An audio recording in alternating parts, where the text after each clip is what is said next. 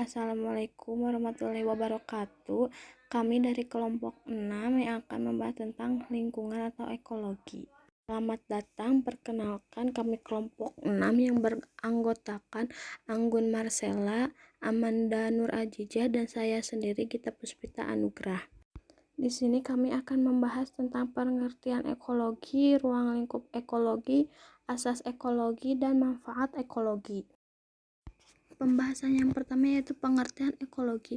Menurut Hena Atesian dalam buku Hukum Lingkungan dan Ekologi Pembangunan 2004, ekologi merupakan cabang ilmu pengetahuan yang mencari tahu hubungan organisme atau makhluk hidup dengan lingkungan sekitarnya. Nah, seperti yang kita ketahui yaitu setiap makhluk hidup yang ada di muka bumi ini harus beradaptasi dengan lingkungannya. Seperti kita, hanya manusia, hewan, dan makhluk lainnya tetap harus beradaptasi dengan lingkungannya. Jika mereka tidak menemukan kenyamanan di lingkungan tersebut, maka mereka akan mencari atau beradaptasi kembali dengan lingkungannya yang baru. Nah, ilmu ekologi pertama kali digunakan pada tahun 1869, tapi dikemukakan pada tahun 1865 oleh Ruyter. Ilmu ekologi menjadi fokus dasar yang membedakannya dengan cabang ilmu biologi lainnya. Dalam bahasa Inggris, ekologi dikenal sebagai ekologi. Yang membedakan ekologi dengan cabang ilmu biologi lainnya adalah ekologi berfokus pada lingkungan. Nah, yang membedakan ekologi dengan cabang ilmu biologi lainnya adalah ekologi menitik fokuskan pada lingkungan. Ekologi dijadikan sebagai ilmu dasar untuk memahami interaksi di dalam lingkungan. Sistem ekologi terbentuk dari kesatuan dan interaksi antar komponen penyusun ekosistem yang saling berhubungan satu sama lain. Nah, di sini sudah jelas ya, ekologi berfokus dengan interaksi antar komponen penyusun ekosistem antara manusia dan lingkungannya atau makhluk hidup dengan lingkungannya. Ruang lingkup ekologi. Organisme. Organisme adalah suatu benda hidup atau makhluk hidup, contohnya manusia, burung, ikan, dan lain sebagainya. Populasi. Populasi adalah suatu kelompok dari individu sejenis yang hidup atau tinggal di suatu tempat tertentu dan pada waktu tertentu. Contohnya, populasi manusia, populasi rumput, populasi burung. Komunitas. Komunitas adalah suatu kelompok makhluk hidup yang terdiri atas beberapa populasi dari sejumlah spesies yang berbeda, yang saling melakukan interaksi antara satu dengan yang lainnya pada suatu tempat atau waktu tertentu.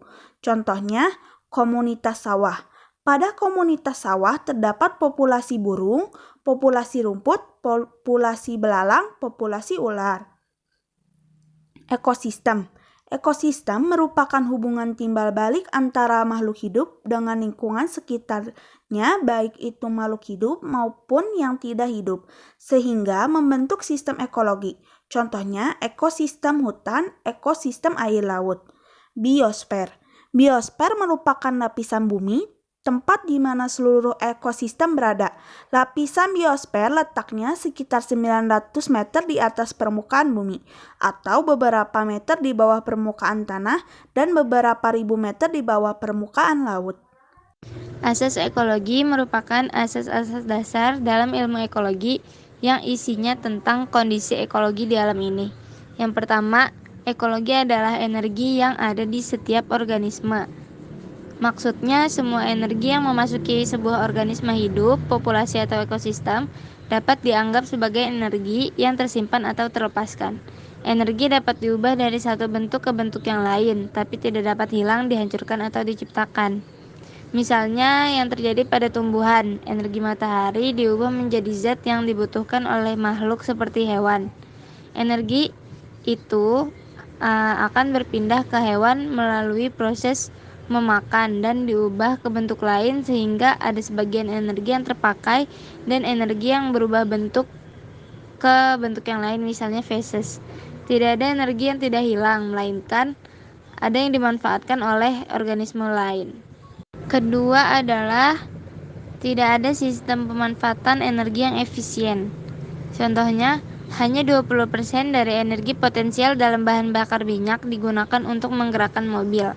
80% lainnya dilepaskan ke lingkungan dalam bentuk panas ataupun polusi. Asas yang ketiga adalah materi, energi, waktu, dan keragaman termasuk dalam sumber daya alam. Contohnya, produktivitas hutan tropis alam di Semenanjung Malaya lebih tinggi daripada hutan iklim sedang di Inggris. Di Malaya, hutan tumbuh sepanjang tahun tanpa waktu istirahat, sesuai dengan iklim tropis. Tapi di Inggris, hutan hanya tumbuh pada musim semi dan musim panas. Hal ini terlihat perbedaan waktu, tempat, materi, dan keragaman dapat mempengaruhi keberadaan organisme, karena dari kesemua faktor tersebut akan memberikan pengaruh yang cukup signifikan pada kemampuan organisme untuk tumbuh, beradaptasi, dan bertahan hidup terhadap lingkungannya. Atau dengan kata lain, faktor-faktor tersebut akan memberikan perbedaan antara tempat yang satu dengan yang lainnya. Asas keempat adalah peningkatan ketersediaan sumber daya alam bisa memengaruhi hal lainnya. Untuk semua kategori sumber alam, kalau pengadaannya sudah mencapai optimum, pengaruh unit kenaikannya sering menurun dengan penambahan sumber alam itu sampai ke suatu tingkat maksimum. Contohnya pada sebuah populasi yang berkembang, misalnya terjadi peningkatan jumlah individu tertentu, maka jika peningkatan sudah mencapai batas maksimum terhadap kesediaan makanan, hal ini akan meningkatkan level maksimum, akan mengalami penurunan jumlah populasi karena adanya persaingan dalam memperoleh makanan atau sumber alam yang lain, sehingga individu yang kalah dalam bersaing akan mengalami kematian. Dan inilah yang akan menurunkan jumlah individu dalam populasi yang maksimum. Lalu asas yang kelima adalah makhluk hidup yang lebih cepat beradaptasi akan lebih mampu bersaing.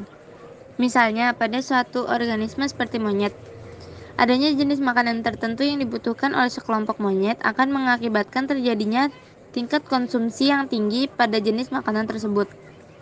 Hal ini disebabkan karena dengan ditemukannya sumber makanan tersebut, maka akan mendorong monyet-monyet lain untuk datang dan menggunakan sumber alam tersebut.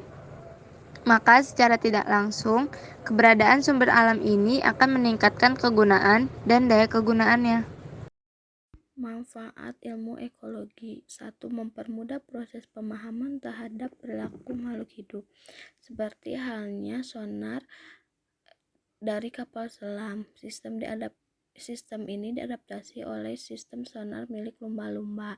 Yang kedua, mencari tahu peran manusia di lingkungannya, seperti penggunaan pestisida yang berlebihan sama sekali tidak baik untuk kesehatan makhluk hidup. Yang ketiga, mengetahui keanekaragaman hayati. Contohnya, mengetahui mana tumbuhan yang bisa dikonsumsi dan mana yang bahaya bila dikonsumsi. Dan yang terakhir, memanfaatkan sumber daya alam secara lebih baik.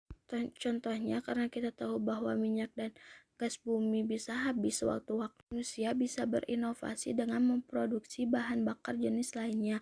Nah, dari yang telah disebutkan di atas, banyak sekali manfaat ilmu ekologi yang dapat kita pelajari dan kita dapatkan. Maka dari itu, lindungilah lingkungan sekitar dan makhluk-makhluk di sekitarnya. Mohon maaf apabila masih banyak kekurangan. Kami kelompok 6 undur diri. Wassalamualaikum warahmatullahi wabarakatuh.